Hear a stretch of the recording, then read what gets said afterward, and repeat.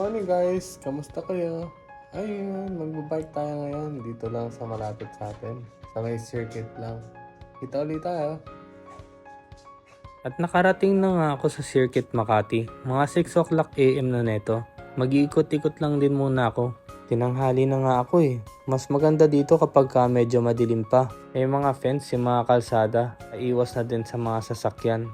Marami din kasing nagja-jogging dito sa umaga. Iba pa yung mga nagbabike. Meron din nagpapalakad ng mga aso. May nagzuzumba at iba pang mga activities. Dito nag-i-sprint yung mga nagbabike.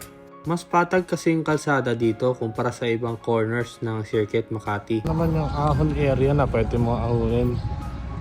Actually lang siya pero pwede na rin. Tagusan yan sa kabilang street. Mas banayad nga lang yung akyatin doon. At ito na nga yung likod ng circuit. Ito yung park nila.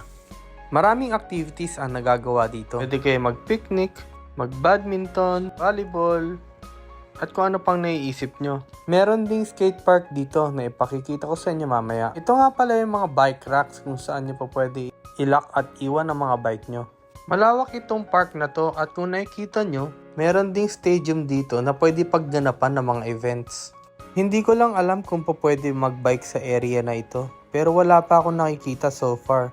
Siguro naman sapat na yung kalsada na around 2 kilometers para hindi na tayo magbike sa grass area. Ito nga pala yung skate park na sinasabi ko sa inyo kanina. Wala pa akong nakikita na nag-skate or nagbabike tricks dito. Pero I guess pwede siya. Mag-inform na lang din kayo sa guard para sa inyong security. Pang MTB yata itong area na ito. Hindi ko rin sure. At ito na nga ang riverside sa Circuit Makati. Magandang tumambay dito kasi payapa. Tahimik, mga huni ng ibon ang maririnig mo. Kung napansin nyo, may lumalakad pang kalapate. Pag pinagmasdan nyo yung ilog, meron din kayo makikita mga isda. May nakita nga akong malaking tilapia dito. A moment of silence para sa clip na to.